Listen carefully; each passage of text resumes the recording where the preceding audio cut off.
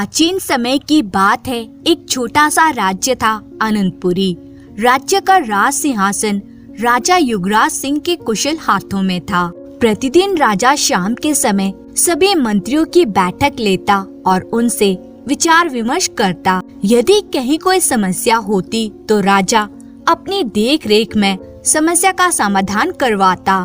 राजा की रानी स्वरूप लेखा अति सुंदर होने के साथ साथ राज कार्य में भी दक्ष थी, क्योंकि स्वरूप लेखा शस्त्र चलाने में भी निपुण थी।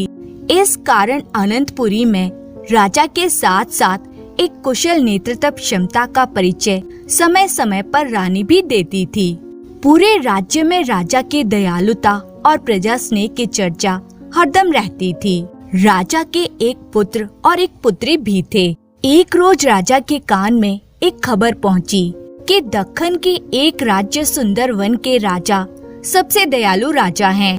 राजा को इस बात की जलन हुई कि मैं स्वयं इतना कुछ करता हूँ अपनी जनता के लिए, शायद ही कोई करता होगा, लेकिन फिर भी सुंदरवन राज्य का राजा दयालु कैसे हुआ? राजा युवराज सुंदरवन के राजा के बारे में जानना चाहता था। राजा युवराज ने अपने खास मंत्रियों की बैठक ली और कहा कि मैं कुछ दिनों के लिए देशाटन पर जा रहा हूँ। प्रजा को किसी भी प्रकार की कोई समस्या ना हो, इसका पूरा ख्याल रखना। राज्य के राज कार्य महारानी के आदेश अनुसार आपको ईमानदारी से करने हैं। सभी मंत्री एक साथ बोले, जी महाराज।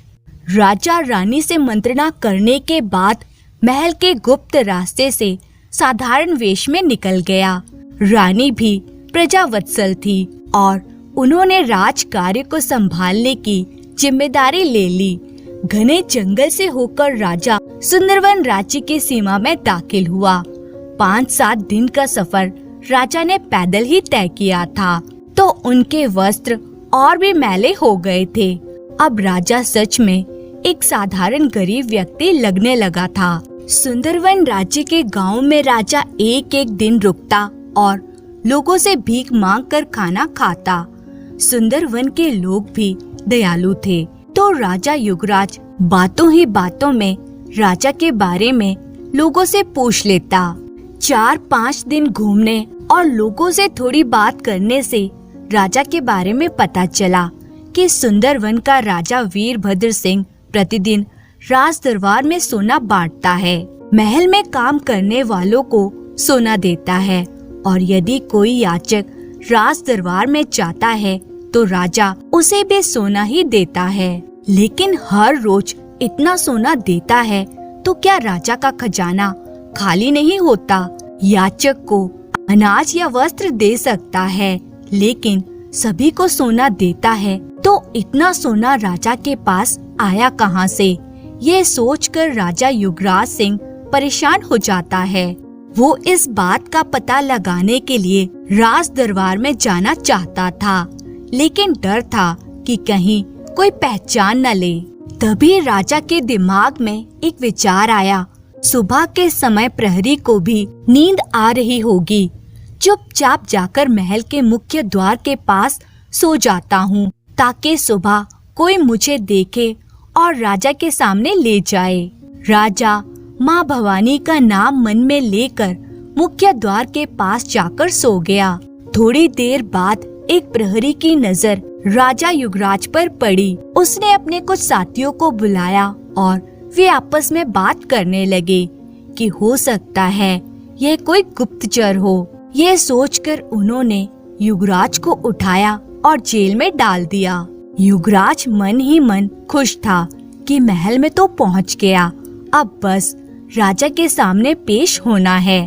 प्रातः काल के राज कार्य का दरबार लगा। राजा वीरभद्र सिंह सिंहासन पर विराजमान हुए और बोले, बताइए आज खास बात क्या है? तो उनका महामंत्री बोला, महाराज आज सुबह सुबह मुख्य द्वार के पास एक व्यक्ति बेहोशी की हालत में मिला है। प्रहरियों ने उसे जेल में रखा है। अच्छा, उस व्यक्ति को मेरे सामने पेश किया जाए। जो आज्ञा महाराज। सैनिक राजा युवराज सिंह को लेकर आता है महामंत्री बोला, महाराज, ये है वो गुप्तचर। राजा ने युवराज सिंह की तरफ गौर से देखा। ऊपर से नीचे तक देखने के बाद राजा ने कहा, मंत्रीवर, मुझे तो यह कोई गरीब जरूरतमंद ही लग रहा है। तभी महाराज की जय बोलकर युवराज सिंह राजा के पैरों में गिर जाता है। महाराज, मैं कोई गुप्तचर नहीं, बल्कि समय का सताया हुआ एक गरीब हूँ। भूख से बेहाल, 3 दिन से कुछ खाया नहीं, इधर उधर भटकता हुआ जंगल से जा रहा था, लेकिन एक रास्ते से आपके महल तक पहुँच गया। अच्छा, तुम कौन हो और कहाँ से आए हो? महाराज, मेरा नाम माधव है। मैं कालवी राज्य का रहने वाला हूँ, लेकिन वहाँ का राजा बड़ा क्रूर है और मेरे पास कोई काम भी नहीं था। मैं तो काम की तलाश में निकला था, लेकिन 1 साल से घूम रहा हूँ। मुझे किसी भी राज्य में कोई काम नहीं मिला। सभी गुप्तचर कहकर कुछ दिन के लिए जेल में डाल देते हैं और बाद में नजरबंद करके जंगल में फेंक देते हैं। महाराज, यदि आप मुझे कोई काम दे सकें, तो देवी माँ की आप पर अति कृपा होगी। राजा मंत्रियों को इशारे से पास बुलाता है और कुछ पल उनसे मंत्रणा करता है और निष्कर्ष यह निकलता है कि इसको कैद खाने में कैदियों का खाना बनाने के लिए रसोइयों के साथ रखा जाए और दिन रात इस पर नजर भी रखी जाए। राजा बोला, माधव, क्या तुम्हें खाना बनाना आता है? माधव खुश होते हुए बोला, महाराज, आप जो भी काम दोगे मैं कुछ ही दिनों में सीख लूंगा। ठीक है, इसको रसोइयों के पास छोड़ दो। युवराज मन में देवी माँ को धन्यवाद देते हुए अंदर से बहुत खुश होकर पाकशाला में चला जाता है। राजा उस पर निगरानी करने के लिए महामंत्री को आदेश देता है। युवराज अपनी योजना के अनुसार महल में तो प्रवेश कर गया, उसको काम भी मिल गया, लेकिन महल में रहना इतना आसान नहीं था, क्योंकि युवराज को कोई काम नहीं आता था। पाकशाला में जाकर रसोइये से परिचय किया। माधव बोला, महाराज, आपसे एक निवेदन है। मैंने कभी रसोई का काम किया नहीं है, मैं तो एक मजदूर हूँ, तो मुझे पाकशाला का ज्ञान नहीं है। कृपया आप मेरी मदद कीजिए। रसोइया बोला, बंधु, आप चिंता ना करें, जितना काम मुझे आता है मैं आपको सिखाने की पूरी कोशिश करूँगा। युवराज रसोइये के साथ पाकशाला के गुर सीखने लगा और जिस काम को एक बार रसोइये के साथ करता, फिर उसको अच्छी तरह से कर लेता। मुख्य रसोइये के साथ हर वक्त रहने से युवराज और उसमें अच्छी बनने लगी थी। रसोइया बोला, हमारा राजा बहुत ही उदार व्यक्ति है, राज्य में कहीं कोई समस्या नहीं है। यहाँ तक कि राजा की पिछली 3 पीढ़ियों से कभी सुंदरवन को किसी भी अन्य राज्य से युद्ध नहीं करना पड़ा और ना ही राज्य में कभी अंदरूनी समस्या आई। तो युवराज बोला, फिर आपके कैद खाने में इतने कैदी कौन हैं? जब कभी युद्ध ही नहीं हुआ, कभी प्रजा को कोई समस्या नहीं हुई, तो फिर ये सब कैदी कौन हैं? इनका क्या राज है? यह प्रश्न सुनकर रसोइया चौंक गया कि एक साधारण से इंसान को इस बात से क्या मतलब है। रसोइया सोच में पड़ गया। युवराज बोला, कहाँ खो गए जनाब? क्या हुआ? आपको भी मेरी तरह पता नहीं है क्या? रसोइया बोला, नहीं है, पर एक बात बताओ कि तुम यह क्यों पूछ रहे हो? तुम्हें तो अपने काम से मतलब होना चाहिए। हाँ बंधु, तुम सही कह रहे हो, लेकिन इतने दिन हो गए यहाँ रहते, आपके राज्य की हर एक बात, हर गतिविधि मुझे बहुत अच्छी लगती है। बस ये बात समझ से बाहर है कि इतने शालीन राज्य और खुशहाल राज्य में कैदी क्यों हैं? बस जिज्ञासा थी तो पूछ लिया। कहीं सच में तुम कोई गुप्तचर तो नहीं हो? युवराज बोला, क्या तुम्हें लगता है कि मैं कोई गुप्तचर हूँ? नहीं, पर कभी कभी तुम्हारे ऐसे सवाल मुझे सोचने पर मजबूर कर देते हैं। अच्छा, ज्यादा मत सोचो, सो जाओ। रसोइये को तो युवराज ने बातों में उलझाकर शंका से बचा लिया, लेकिन एक समस्या थी। राजा का आदेश था कि माधव पर नजर रखी जाए। प्रहरी को आदेश दिया था कि माधव को कभी तहखाने से बाहर नहीं आने दिया जाए। युवराज को भी इस बात का पता था कि उस पर कड़ा पहरा है। युवराज कहीं आ जा नहीं सकता था। 1 माह से ज्यादा हो गया। अब युवराज को अपने राज्य की भी चिंता होने लगी थी कि राज्य में सब काम कैसे चल रहा है। कहीं बाहर जा सकता तो शायद कोई संदेश भेजने का मौका मिले, लेकिन यहाँ वो कैदी के समान ही था। एक रोज सुबह के 4 बजे युवराज लघु शंका के लिए गया तो उसे किसी के चलने की आवाज आई। युवराज ने खिड़की से देखा कि एक व्यक्ति सफेद धोती और कुर्ता पहने तेजी से जा रहा था। आगे निकल जाने की वजह से चेहरा तो देख नहीं सका, लेकिन ऐसा प्रतीत हुआ कि वो राजा वीरभद्र ही था। युवराज वापस अपने कमरे में आकर सो गया। सुबह जब वे दोनों उठे तो रसोइया कुछ परेशान सा दिखा। माधव बोला, क्या बात है बंधु, तुम इतने परेशान क्यों लग रहे हो? माधव, मैं भी तुम्हारी ही तरह हूँ। मुझे नहीं पता कि इस महल में कहाँ क्या है। मैं एक विशेष योजना के तहत यहाँ आया था, लेकिन मंत्री और राजा की मानसिक क्षमता ने मुझे हरा दिया और मैं इस पाकशाला में कैदी की तरह ही रह रहा हूँ। ओह, मतलब तुम इस राज्य के नहीं हो? नहीं, मेरा नाम विक्रांत है। मैं उल्लासपुरी राज्य का राजकुमार हूँ।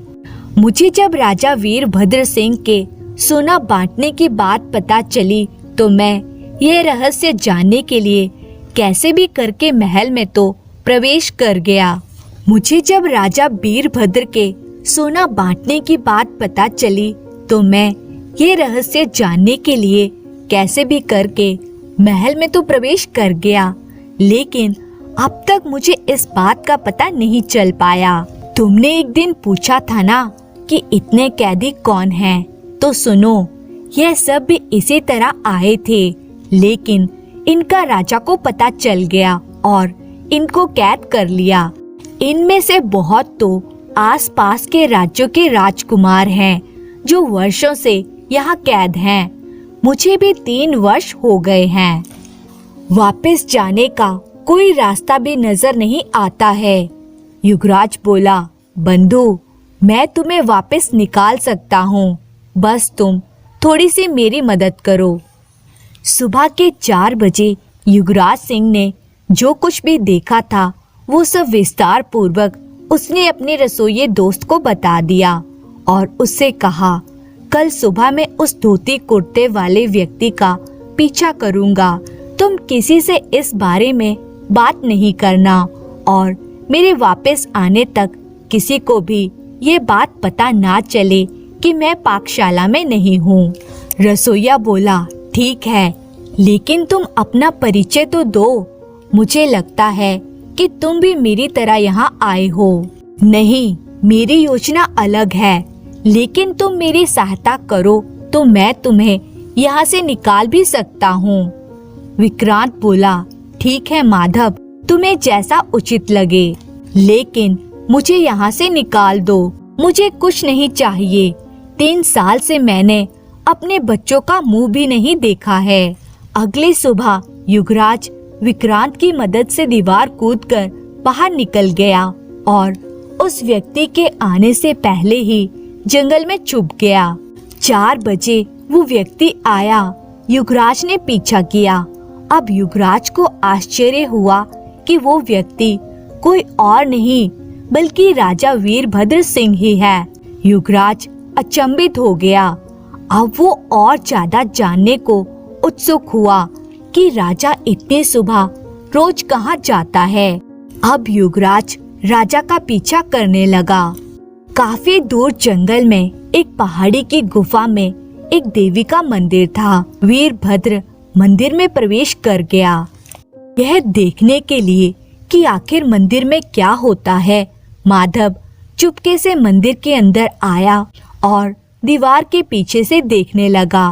मंदिर में छोटा सा कुंड था। राजा ने स्नान किया और देवी की पूजा की। उसके बाद एक चूल्हा जलाया, उस पर एक कढ़ाई चढ़ाई, फिर उसमें तेल डाला। युगराज को यह सब देखकर बहुत आश्चर्य हो रहा था कि राजा ये सब क्या कर रहे हैं। राजा तेल को गरम कर रहा था, तभी युगराज के पैर में दर्द हुआ, जैसे किसी सांप जैसे जानवर ने काट लिया हो। युगराज जहाँ खड़ा था वहाँ काफी अंधेरा था, इसलिए उसे कुछ दिखाई नहीं दे रहा था। तभी युगराज को ध्यान आया कि उसके पास रस्सी है। जहाँ सांप ने काटा था उसके ऊपर के हिस्से को रस्सी से कसकर बांध लिया ताकि जहर पूरे शरीर में ना फैले। लेकिन युगराज को दर्द हो रहा था जो असहनीय था। युगराज ने सोचा कि यदि कुछ वक्त और रुका तो मैं मर जाऊंगा। यदि मर गया तो फिर रहस्य जानकर भी क्या करना। तभी युगराज ने देखा कि राजा अब आंखें बंद करके देवी के आगे ध्यान लगाकर बैठ गया था। युगराज धीरे से बाहर आ गया। युगराज को बहुत दर्द हो रहा था। युगराज जड़ी बूटी के बारे में जानता था, क्योंकि रास्ता भी जंगल में से था। तो युगराज ने जंगल में जहर निवारक पत्तियां इकट्ठी की और एक पत्थर पर उनको मसलकर सांप के काटने के स्थान पर लगा लिया। दर्द अधिक होने की वजह से युगराज बेहोश हो गया और जब युगराज की आंखें खुली तो सूर्य चिलचिलाते धूप दे रहा था। युगराज ने सोचा कि दर्द की वजह से अब महल में तो जा नहीं सकता, तो फिर मंदिर में ही चला जाता हूँ। कल सुबह तक इंतजार करना होगा यदि राजा की हकीकत जाननी है तो। उधर जब युगराज वापस नहीं पहुँचा तो विक्रांत चिंतित हो गया। युगराज धीरे धीरे चलता हुआ गुफा में पहुँच गया। फिर उसने मंदिर में प्रवेश किया। वहाँ देवी की प्रतिमा, कुछ ग्रंथ जैसी पुस्तकें भी रखी हुई थी। पूजा सामग्री की कुछ वस्तुएं और अन्य सामान भी था। युगराज ने उत्सुकता से एक पुस्तक उठाई और पढ़ना शुरू किया। पुस्तक में बहुत सारे राज खुलते गए। सोने का राज भी पुस्तक में था। युगराज ने पढ़ा कि यह भग देवी है, वो देवी जो बलि लेती है। जो भी व्यक्ति सुबह ब्रह्म मुहूर्त में स्नान ध्यान करके तेल में स्वयं को तलकर देवी का भोग बनता है, देवी उस पर प्रसन्न होती है और उसकी इच्छा पूरी करती है। युगराज अत्यधिक आश्चर्यचकित हो गया कि राजा वीरभद्र स्वयं के बलि हर रोज देता है और प्रजा के लिए इतना कष्ट सहन करता है। अब युगराज को राजा वीरभद्र से सहानुभूति होने लगी। उसने सोचा कि क्यों न मैं तपस्या करके देवी को प्रसन्न करूं और राजा वीरभद्र को इस कष्ट से निकालूं। लेकिन देवी का भोग बनाने की विधि ना तो युगराज जानता था और ना ही पुस्तक में था। युगराज ने सोचा कि आज रात तो यही रुकता हूँ, सुबह राजा आएगा तो भोग बनाने की विधि देख लूंगा। युगराज पूरा दिन मंदिर में पुस्तकों का अध्ययन कर रहा था और देवी को प्रसन्न करने वाले मंत्र सीख रहा था। यदि कोई व्यक्ति एक बार देवी का भोग बन जाता है तो उसे जीवन भर देवी का भोग हर रोज बनना है। यदि कभी कोई चूक हो जाए तो देवी के प्रकोप से उसे बहुत कष्ट सहने पड़ते हैं। युगराज को अब डर भी लग रहा था। युगराज ने सोचा कि हर ग्रंथ की कहानी में समस्या का समाधान भी होता है। यदि इस देवी के प्रकोप से बचने का कोई समाधान है तो वो भी मुझे पुस्तक में ही मिलेगा। उसने सभी पुस्तकों को गौर से देखा। तो उसे एक पुस्तक मिली जिसमें कई रहस्यों का वर्णन था। युवराज को तो केवल भोग से छुटकारा पाने का राज जानना था। युवराज ने पुस्तक पढ़नी शुरू की। पढ़ते पढ़ते रात्रि का दूसरा प्रहर हो गया। इतने गहरे राज निकले कि युवराज भूख प्यास सब भूल गया।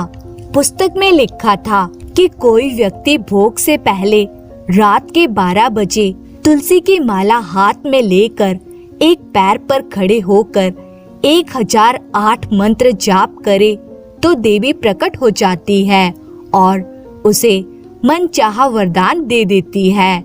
युवराज को कुछ संतोष हुआ कि समाधान तो है, लेकिन 1008 मंत्र जाप वो भी एक पैर पर खड़े होकर कैसे होगा। लेकिन युवराज तो राजा को होने वाले असहनीय कष्ट से बचाना चाहता था। सुबह के 4 बज चुके थे और राजा वीरभद्र मंदिर में प्रवेश करके देवी की प्रतिमा के आगे ध्यान में बैठ गया था।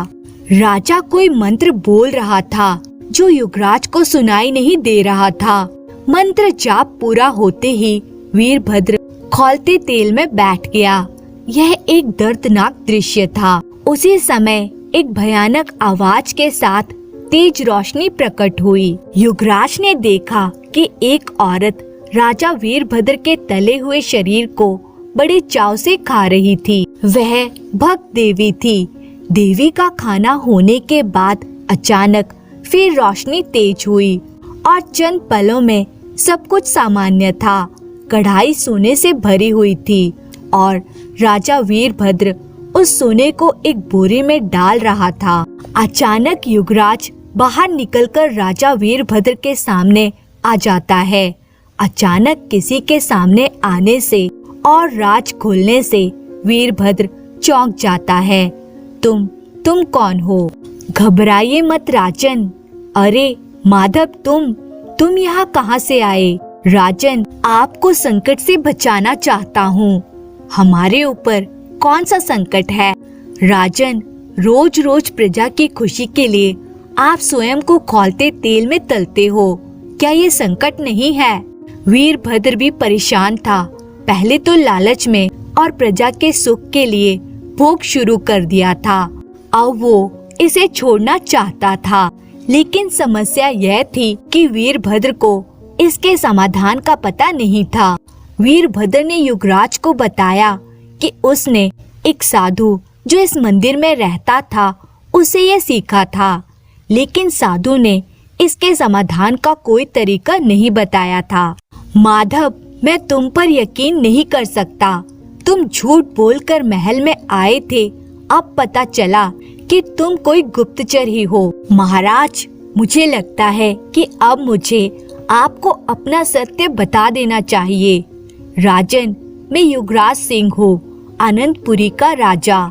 इतना सुनते ही वीरभद्र आश्चर्य से युवराज की तरफ देखने लगा। युवराज सिंह और अनंतपुरी के बारे में वीरभद्र ने भी खूब सुना था। वे भी युवराज के शासन से बहुत प्रभावित थे। राजा वीरभद्र बोले, कहीं तुम अपनी जान बचाने के लिए झूठ तो नहीं बोल रहे हो?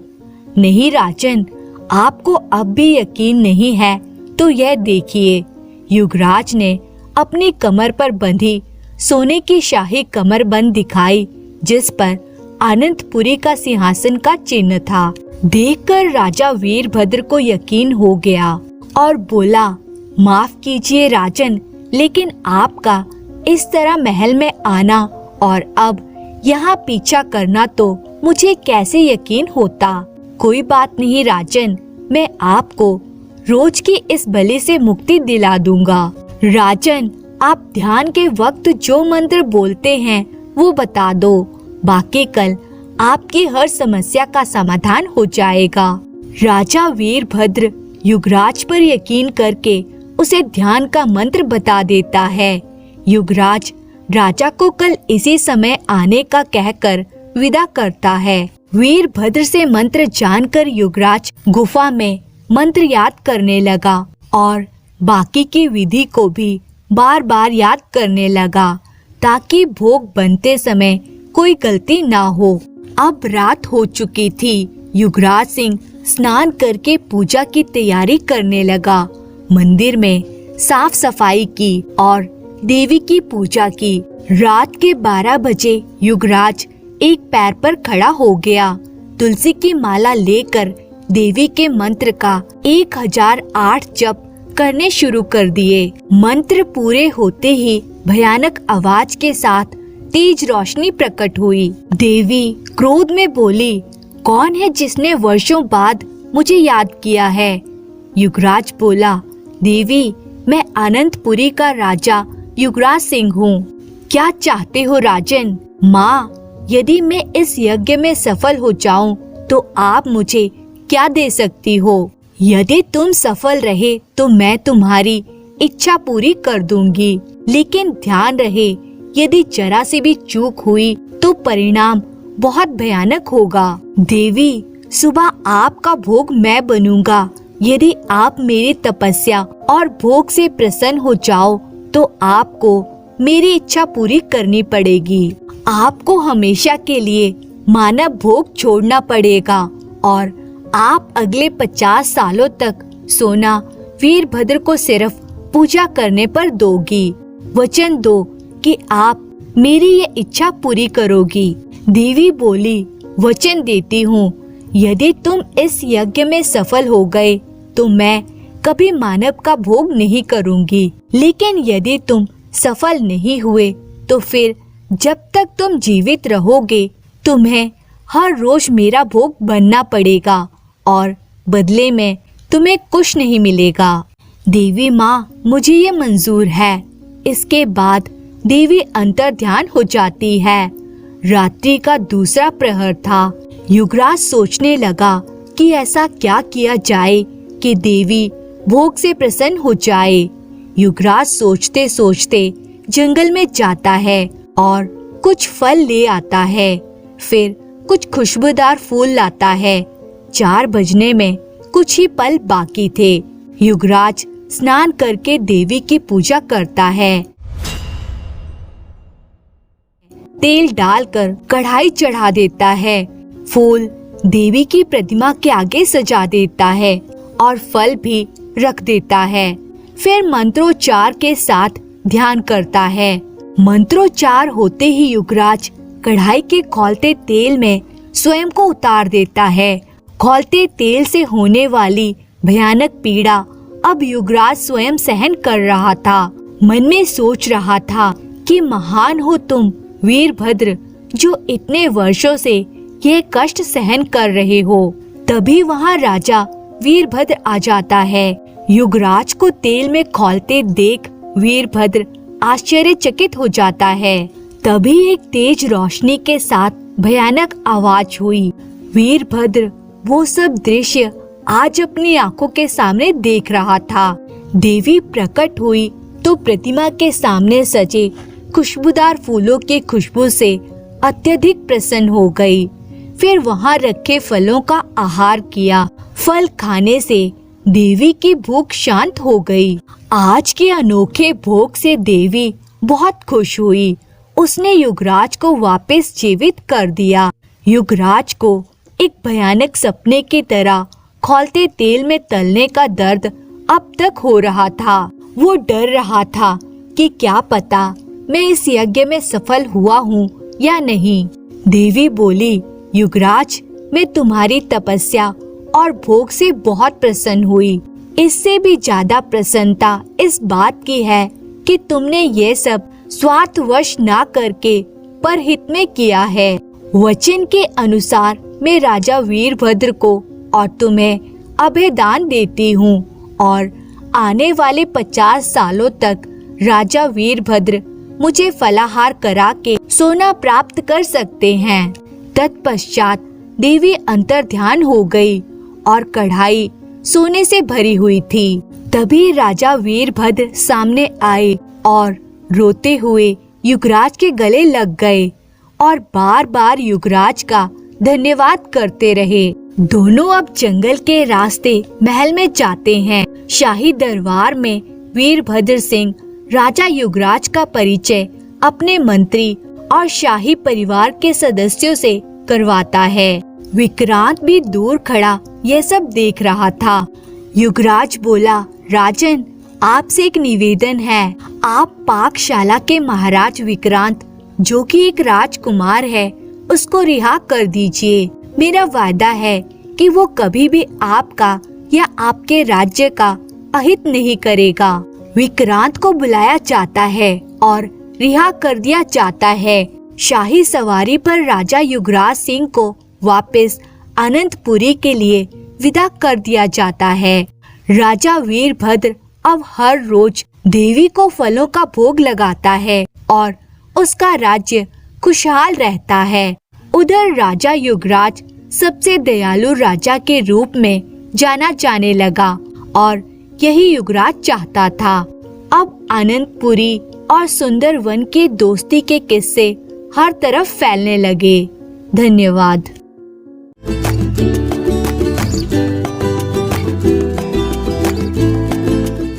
हिमालय के शिखरों पर बलखाती निर्मल जल की एक नदी बहती थी। उस नदी के दोनों ओर था घना जंगल। इस जंगल में तपस्या करता था साधु चरणदास। भगवान की तपस्या के सिवा उसे किसी चीज से कोई लगाव ना था। चरणदास के एक गुरु थे जो कभी कभार चरणदास के पास आ जाया करते थे। एक दिन जब गुरु उसके पास आए तो कुछ बंदर उसका कमंडल चुराकर ले गए। चरणदास, वे बंदर मेरा कमंडल उठाकर ले गए, पकड़ो उन्हें। आप चिंता ना करें गुरुदेव, मैं अभी आपका कमंडल उनसे लेकर आता हूँ। चरणदास ने बंदरों का पीछा किया, लेकिन बंदर घने जंगलों में गुम हो गए और चरणदास उदास हो उठा। अगर मेरे पास रुपए पैसे होते तो मैं पास के गांव में जाकर एक कमंडल खरीद लाता। तभी उसके मन में एक विचार आया, अरे क्यों न मैं इन पेड़ों की कुछ लकड़ियों को काट कर ले चलूं और इनसे लकड़ी के जानवर बनाऊं। उन्हें बाजार में बेचकर आसानी से कुछ रुपए प्राप्त किए जा सकते हैं। चरणदास कुछ लकड़ियां लेकर अपनी कुटिया में पहुंचा और लकड़ियों को थोड़ा काट छांट कर 4 टांगे, सिर और धड़ का रूप दे दिया। इस प्रकार चरणदास ने लकड़ी का एक घोड़ा तथा एक शेर बनाया और उन्हें लेकर हिमालय की तलहटी में बसे गांव के हाट में पहुंच गया। शीघ्र ही जब दोनों जानवर रूपी खिलौने बिक गए तो चरणदास एक कमंडल पास की ही दुकान से खरीदकर अपनी कुटिया में पहुंच गया। लीजिए गुरुदेव, आपका कमंडल आ गया। सदा खुश रहो पुत्र। उस दिन से चरणदास को नया शौक लग गया। उसे जब भी समय मिलता वे जंगल में निकल जाता, ढूंढकर कुछ लकड़ियां काट कर लाता, फिर उन लकड़ियों को भिन्न भिन्न रूप देने का प्रयत्न करता। इस काम में उसे बहुत सुख मिलता। अब भजन के अलावा जो समय मिलता उसमें वे यही काम करता। कमंडल लेकर गुरुजी खुशी खुशी वहां से प्रस्थान कर गए। एक बार जाड़े के दिनों में गुरुजी फिर चरणदास के पास आए। प्रणाम गुरुजी। चिरायु हो वत्स, कैसे हो? ठीक हूँ गुरुजी, आइए भीतर पधारिए। चरणदास ने उन्हें आदर के साथ बिठाया। कुछ दिनों में वहाँ जबरदस्त बर्फ पड़ रही थी, इसलिए चरणदास ना तो तलहटी पर बसे गांव से कुछ खाने पीने का सामान ला पाया था और ना ही जंगल से फल फूल। अतः उदास स्वर में बोला, आप मेरे गुरु भी हैं और अतिथि भी, लेकिन आपके आदर सत्कार के लिए मेरे पास कुछ नहीं है। मैं समझ नहीं पा रहा हूँ कि आपको जलपान कैसे कराऊं। मैंने भी 2 दिन से कुछ नहीं खाया है। तभी गुरुजी ने आसपास नजरें दौड़ाई। झोंपड़ी में एक और लकड़ी के खिलौने रखे थे। ये क्या है पुत्र?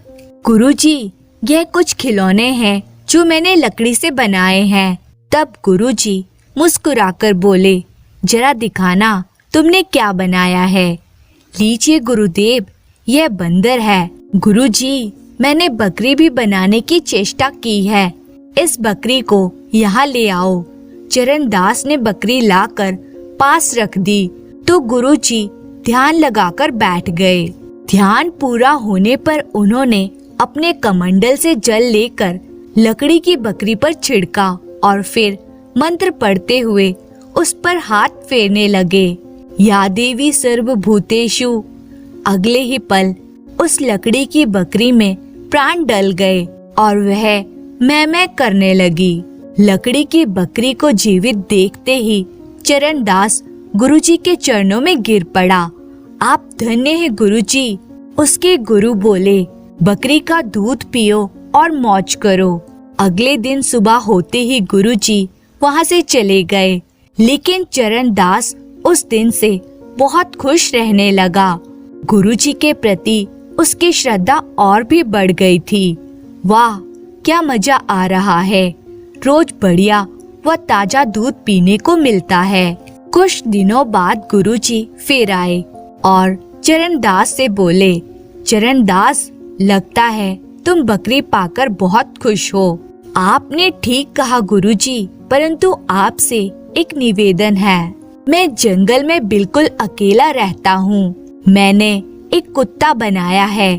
अगर आप उसमें जान डाल दें तो बकरी की रक्षा का साधन हो जाएगा। चरणदास, तुम लालच कर रहे हो। बिना कारण जानवरों में जान डालना ठीक नहीं है। लेकिन जब चरणदास ने बहुत विनती की तो उसकी खुशी के लिए गुरुजी ने उसके द्वारा बनाए लकड़ी के कुत्ते में भी जान डाल दी और कुत्ता भौंकने लगा। कुछ देर वहाँ विश्राम करने के बाद गुरुजी चले गए। वाह, कितना अच्छा होता जो कुत्ता मनुष्य की बोली भी बोल पाता। कुछ दिनों बाद जब गुरुजी का फिर आना हुआ तो कुशल मंगल पूछने के बाद गुरुजी को चरणदास कुछ परेशान लगा। क्या बात है चरणदास, आज तुम कुछ परेशान से लग रहे हो। गुरुजी, मेरी परेशानी इस कुत्ते के कारण है जो ये मनुष्य की बोली नहीं बोल पाता। कृपया कर आप इसे मनुष्य की भाषा बोलने की शक्ति दे दीजिए। लेकिन पुत्र, ये गलत होगा। गुरुदेव, कृपया मेरी ये इच्छा पूरी कर दीजिए। फिर गुरु ने कुत्ते को मनुष्य की बोली देकर अगले दिन गुरुजी प्रस्थान कर गए। धीरे धीरे काफी समय बीत गया। एक बार गुरु चरणदास की कुटिया के सामने पहुंचा। फिर कुछ सोचकर वे कुटिया के भीतर पहुंच गए। कुटिया के अंदर जाकर क्या देखते हैं कि चरणदास बेहोश पड़ा है। अरे, यह तो बेहोश है और फौरन इसे उपचार की जरूरत है। अगले ही पल गुरुजी जंगल की ओर भागे और शीघ्र ही जंगल से कुछ जड़ी बूटियां ले आए। इन बूटियों को खिलाने और घाव पर लेप करने से न केवल ये होश में आ जाएगा, बल्कि इसके जख्म भी कुछ ही दिनों में भर जाएंगे। चरणदास का उपचार करने के बाद गुरुजी बोले, अब कुछ ही देर में इसकी चेतना लौट आएगी। और शीघ्र ही चरणदास बोला, आह, कहाँ हूँ मैं। चरणदास, अब कैसी तबीयत है तुम्हारी। ठीक हूँ गुरुजी। गुरु बोले, तुम्हारी ये हालत कैसे हुई। बड़ों की आज्ञा की अवहेलना करने का यही अंजाम होता है गुरुजी। काश मैं आपकी बात मान जाता तो आज मुझे यह शर्मिंदगी नहीं उठानी पड़ती। मैं कुछ समझा नहीं, मुझे पूरी बात बताओ चरणदास। क्या बताऊं गुरुजी, मेरे दिन बहुत सुख से कट रहे थे। एक दिन मैं किसी काम से तलहटी पर बसे गांव में गया था। मेरा कुत्ता भी मेरे साथ था। वहां गांव के कुत्तों की नजर उस पर पड़ी और उन कुत्तों ने मुझ पर और मेरे कुत्ते पर आक्रमण कर दिया। बड़ी मुश्किल से मैं वहां से जान बचाकर भागने में सफल हो सका, लेकिन कुटिया में पहुंचते ही मेरे उस कुत्ते ने मुझ पर आक्रमण कर दिया। वह बोला, तुम साधु नहीं, शैतान हो। मैं ना मनुष्य हूँ ना कुत्ता, इसलिए मेरी ये हालत है। तुमने मुझे कुत्ता बनाकर मनुष्य की बोली क्यों दी? मैं तुम्हें जिंदा नहीं छोड़ूंगा। और इस तरह से उस कुत्ते ने मेरे ऊपर आक्रमण कर दिया। जब उसने मुझे लहूलुहान कर दिया तो मैंने अपनी रक्षा के लिए लाठी से उस पर प्रहार किया। लाठी लगते ही वह कुत्ता फिर से लकड़ी का कुत्ता बन गया। वह देखिए, वो सामने खड़ा है। गुरुजी, उस कुत्ते से तो पीछा छूट गया, परंतु उसके काटने से जो जहर चढ़ा, शायद मैं उससे बेहोश हो गया था। अब आप मेरी एक बात और मानिए, उस बकरी को भी लकड़ी का बना दीजिए। मैं पहले जैसी स्थिति में ही खुश रहूंगा। गुरु बोले, तुम्हारा मोह भंग हो गया। चलो अच्छा ही हुआ।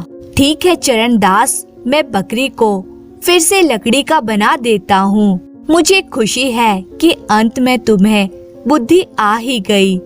आदमी को उतने ही पैर फैलाने चाहिए जितनी लंबी चादर हो। कहकर गुरुजी ने उसी समय बकरी को लकड़ी का बना दिया और कुछ दिनों बाद चरणदास भला चंगा हो गया और वे खुशी से अपना जीवन बिताने लगा। धन्यवाद।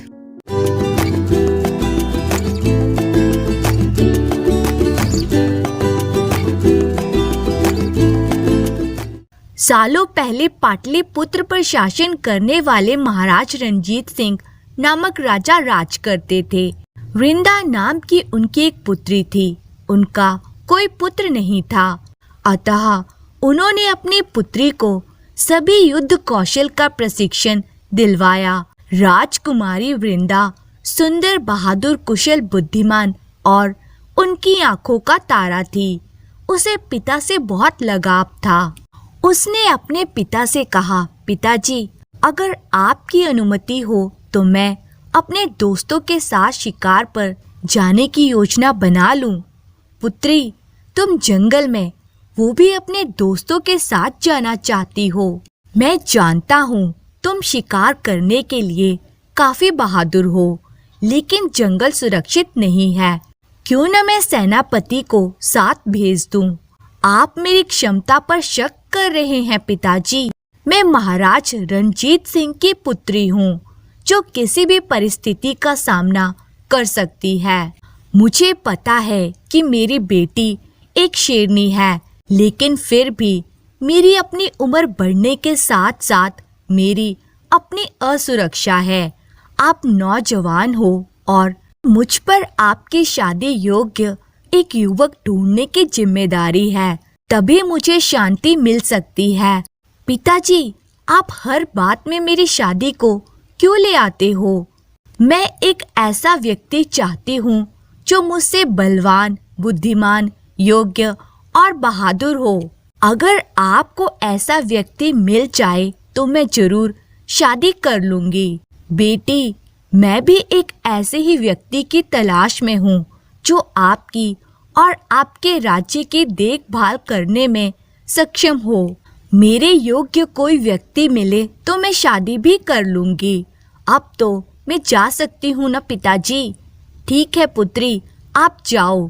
अपने पिता से अनुमति लेकर राजकुमारी वृंदा शिकार के लिए चली गई। महाराज अपनी पुत्री वृंदा की शादी पर चर्चा करने के लिए अपने महामंत्री चाणक्य को बुलाते हैं।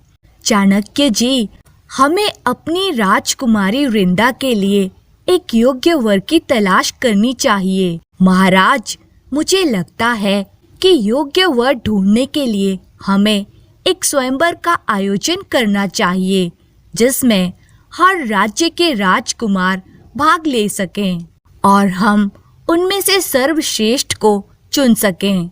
अच्छा विचार है चाणक्य जी, लेकिन शर्त पर उन्हें बता दें कि अगर किसी को इस योजना में भाग लेने में रुचि है तो वे अपनी तस्वीर भेज दें।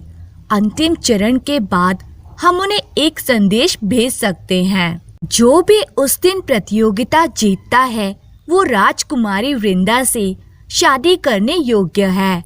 जैसा आपका आदेश महाराज, मैं सभी योग्य राजकुमारों को जानकारी भेज देता हूँ।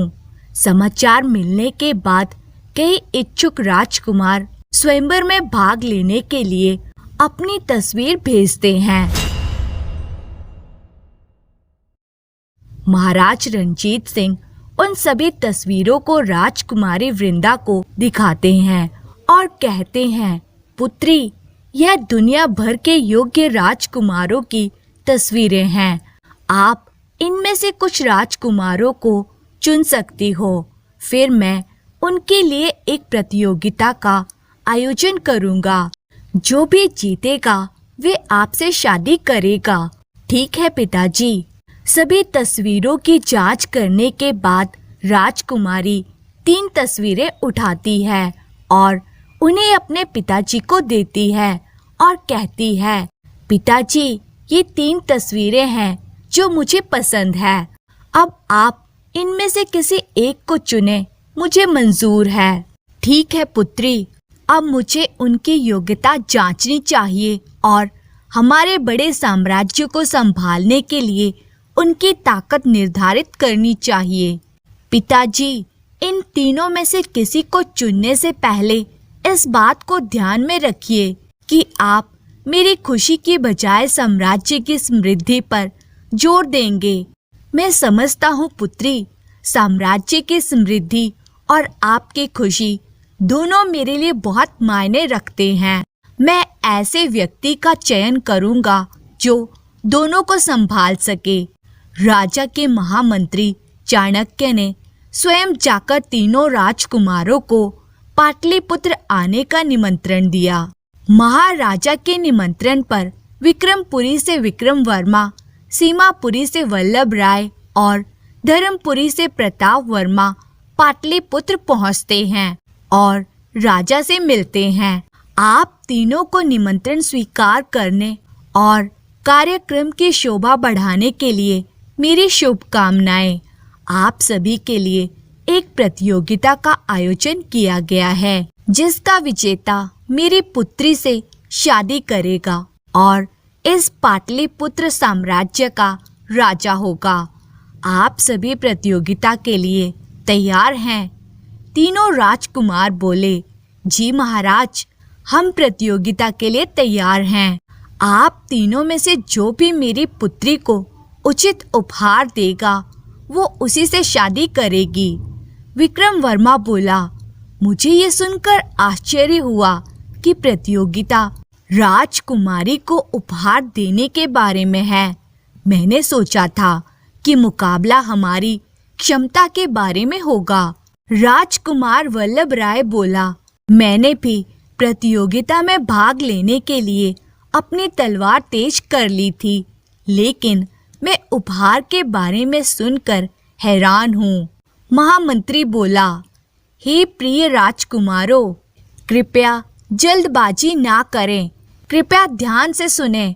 महाराज ने अपनी पुत्री के लिए उचित उपहार की मांग की है, इसलिए अपने आप को पाटलिपुत्र राजा के स्थान पर रखें और बुद्धिमानी से उपहार चुनें। राजकुमार विक्रम वर्मा बोला, मुझे नहीं लगता, सोचने के लिए बहुत कुछ है। अगर आप पहले सूचित करते तो मैं अपने राज्य से बहुत सारे उपहार लेकर आता। महाराज बोले, प्रिय राजकुमारों, कृपया परिणाम पर ना पहुँचे। आपको अभी उपहार देने की जरूरत नहीं है। आप अपने राज्य वापस जा सकते हैं, अच्छा सोच सकते हैं, फिर 1 महीने के भीतर उपहार के साथ वापस आ सकते हैं। राजकुमार वल्लभ राय बोला, तब तो ठीक है, निश्चित रूप से मैं राजकुमारी के लिए उचित उपहार के साथ वापस आऊंगा।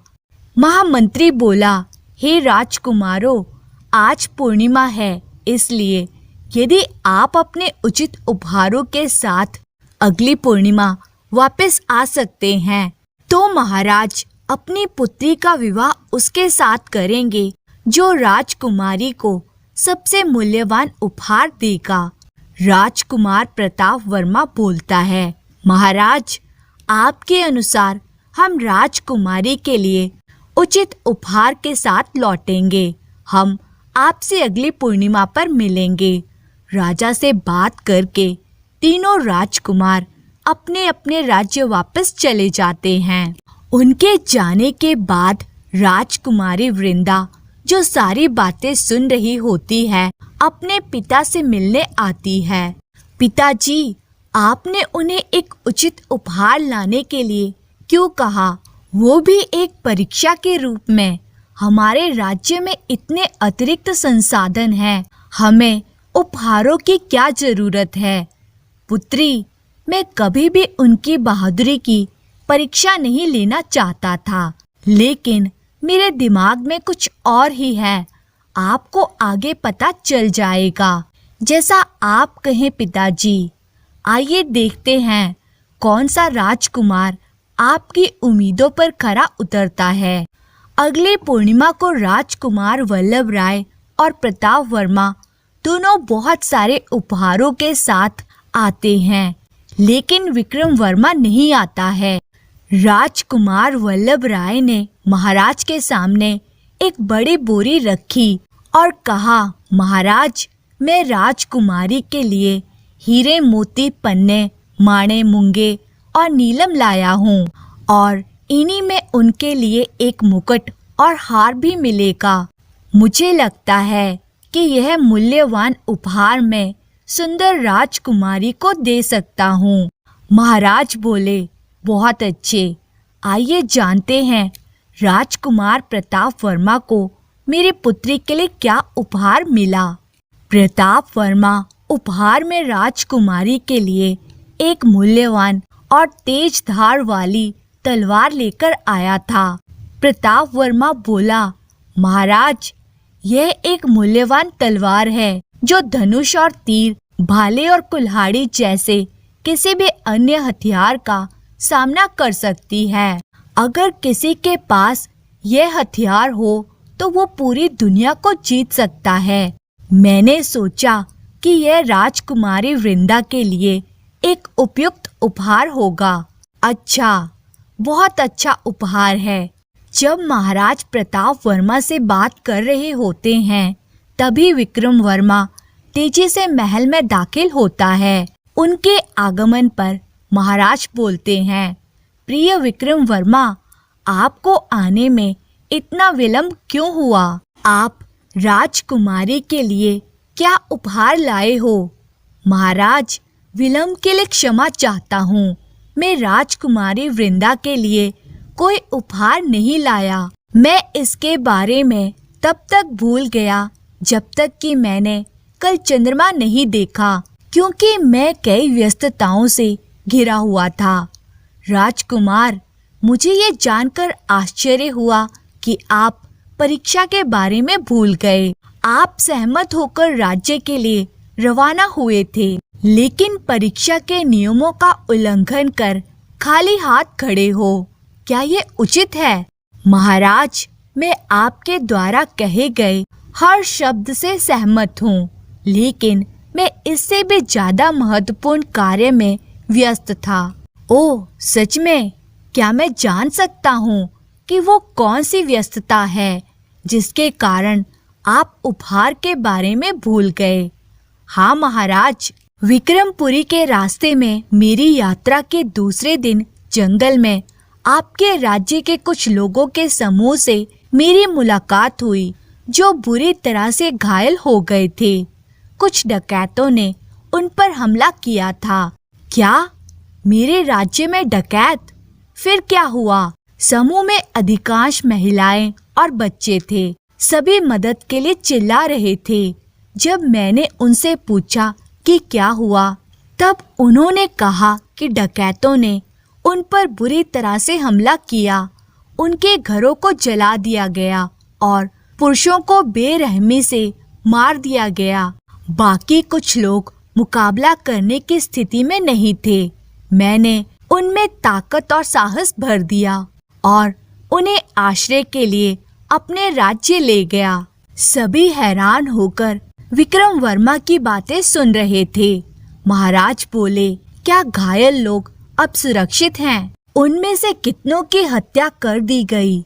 महाराज, मैं आपकी चिंता को समझता हूँ। मैंने विक्रमपुरी के रास्ते में सभी युवाओं को इकट्ठा किया और सभी डकैतों के खिलाफ लड़ाई लड़ी। हम लगभग सभी डकैतों को मारने में सफल हुए। दरबार में मौजूद सभी लोग राजकुमार विक्रम सिंह की बातें सुन रहे थे। राजकुमार विक्रम की बातें सुनकर महाराज निश्चिंत होने लगे। उनकी योजना सफल हुई थी। फिर विक्रम बोला, महाराज, मुझे मृतकों का अंतिम संस्कार करना पड़ा, घरों को फिर से बनाना पड़ा, महिलाओं और बच्चों की देखभाल करनी पड़ी, जिन्होंने इस घटना में अपने प्रियजनों को खो दिया था। महाराज, जीवन को पटरी पर लाने की प्रक्रिया में मैंने राजकुमारी को उपहार देने का विचार पूरी तरह से खो दिया था। शाबाश राजकुमार विक्रम वर्मा, अपना जीवन खतरे में डालकर मेरे लोगों की रक्षा करने और उनकी सहायता करने के लिए मैं आपकी सराहना करता हूँ। राजकुमार वल्लभ राय, आपने मेरी पुत्री की सुंदरता देखकर उसे मुकुट और हार दिया। राजकुमार प्रताप वर्मा, आप मेरी बेटी की क्षमता और युद्ध कौशल से प्रभावित होकर उसे तलवार दी, लेकिन विक्रम वर्मा ने मेरी पुत्री के बारे में कुछ नहीं सोचा, बल्कि केवल राज्य में लोगों की रक्षा की। एक राजा के रूप में अपना कर्तव्य निभाया। तभी राजकुमार प्रताप वर्मा बोला, लेकिन ये राजकुमारी के लिए उपहार कैसे हुआ? महाराज बोले, मेरे उत्तराधिकारी के रूप में राजकुमारी वृंदा पर इस राज्य की रक्षा करने की जिम्मेदारी है। अब जो भी राजकुमारी वृंदा से विवाह करेगा, वो भी राजा बनते ही राज्य का वारिस होगा। एक राजा के रूप में राज्य के लोगों की रक्षा करना और मदद करना हमारा कर्तव्य है। ऐसे में राजकुमार विक्रम वर्मा ने पहले ही राजकुमारी वृंदा की जिम्मेदारी साझा की। जाहिर है कि उसने मेरी बेटी को सबसे अच्छा उपहार दिया है। महाराज की बात सुनकर वल्लभ राय और प्रताप वर्मा अपने अपने राज्यों के लिए रवाना हो गए। महाराज ने अपनी पुत्री वृंदा की शादी विक्रम वर्मा से कर दी और अपना राज्य उन्हें सौंप दिया। उसके बाद सब खुशी खुशी रहने लगे। धन्यवाद।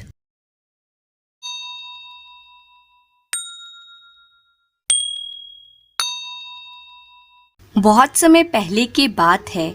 जयनगर राज्य में राजा विक्रम सिंह शासन करता था। राजा को धन दौलत की कोई कमी नहीं थी। खजाना स्वर्ण मुद्राओं से भरा पड़ा था। बहुत ही सुंदर और आलीशान महल था राजा का। परंतु यह सब होने के बावजूद भी राजा प्रसन्न नहीं था। राजा ने प्रसन्न रहने के लिए सुख सुविधा की तमाम चीजें जुटाई। पुराने महल की जगह एक संगमरमर के पत्थरों से जड़ित महल बनवाया। महल में तमाम सुख सुविधाओं का प्रबंध किया। उसने पड़ोसी राज्य विक्रमनगर के राजा अजय सिंह की सुंदर पुत्री राजकुमारी सुकन्या से विवाह रचाया। परंतु राजा विक्रम सिंह के मन को शांति नहीं मिली। वह हमेशा इसी सोच में डूबा रहता था कि क्या उपाय किया जाए जिससे कि उसे शांति और सुख मिल जाए। धीरे धीरे समय बीतता रहा। समय बीतने के साथ राजा विक्रम सिंह को सुखी रहने का कोई उपाय नजर नहीं आया। तो एक दिन उसने अपने दरबारियों को झिड़क दिया। वह बोला, तुम इतने लोग दरबार में बैठे हो, तुम्हें इस बात का पता क्यों नहीं है कि मैं सुखी क्यों नहीं रह पाता हूँ? आप लोग कोई उपाय क्यों नहीं बताते कि मुझे क्या करना चाहिए? राजा विक्रम सिंह के गुस्से को देखकर सारे दरबारी सहम गए थे। उनमें से एक दरबारी जो बुद्धि से तेज माना जाता था ने हिम्मत कर कहा, महाराज, मेरी आपको एक सलाह है। आप जब भी कोई काम नहीं कर रहे हों तब आपको कोई खेल खेलना चाहिए। इससे आपको सुख प्राप्त होगा।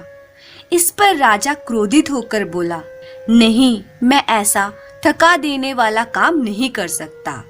तब एक दूसरे दरबारी ने कहा, महाराज, आपको खाली समय में नीले आकाश को निहारना चाहिए, इससे आपके दिल को शांति मिलेगी। दरबारी के इस सुझाव पर तो विक्रम सिंह उबल ही पड़ा। वह गुस्से से चिल्लाया, नहीं, मैं जब भी आकाश की तरफ देखता हूँ मुझे चंद्रमा और तारे नजर आते हैं। उनको देखकर क्रोध से मेरा हृदय फटने लगता है, क्योंकि मैं उन्हें किसी भी प्रकार से प्राप्त नहीं कर सकता। राजा का क्रोध भरा उत्तर सुनकर सब दरबारियों में मौन छा गया। जब काफी देर तक चुप्पी छाई रही तो एक बुजुर्ग दरबारी ने कहा, महाराज, संगीत के बारे में आप क्या सोचते हैं? संगीत दुखी व्यक्ति को राहत देता है, वह मनुष्य को प्रसन्न कर देता है। हम आपको प्रतिदिन उत्तम कोटि का मनोहारी संगीत सुनाएंगे। दरबारी का सुझाव सुनकर राजा विक्रम सिंह तैश में आकर खड़ा हो गया। क्या तुम लोग मुझे दिन रात संगीत सुनाकर पागल करना चाहते हो? क्या एकदम मूर्खों जैसी बातें कर रहे हो? फिर राजा दरबार से उठकर अपने आराम कक्ष में चला गया। राजा विक्रम सिंह के दरबार से चले जाने के बाद अधिकतर दरबारी भी उठकर बाहर चले गए, परंतु विनय पाल नामक एक दरबारी वहीं बैठा कुछ सोचता रहा। काफी देर सोच विचार के बाद वे राजा विक्रम सिंह के आराम कक्ष में गया। वहां जाकर उसने कहा, महाराज, मुझे एक उपाय सूझा है। अगर आप वह काम कर लें तो आप अवश्य ही सुखी रहने लगेंगे। राजा विक्रम सिंह ने उत्सुक होकर पूछा, जल्दी बताओ क्या उपाय है? मैं किसी भी तरह सुखी रहना चाहता हूँ। बहुत ही सरल उपाय है महाराज। आप अपने राज्य में एक सुखी व्यक्ति की तलाश करवाकर उसकी कमीज उतरवाकर स्वयं पहन लें। इससे उस व्यक्ति का सारा सुख आप में प्रविष्ट हो जाएगा। उस दरबारी का यह उपाय राजा विक्रम सिंह को बहुत पसंद आया। उसने उसी समय सेनापति को आदेश देकर राज्य की हर दिशा में सुखी व्यक्ति की तलाश में सैनिकों को दौड़ा दिया।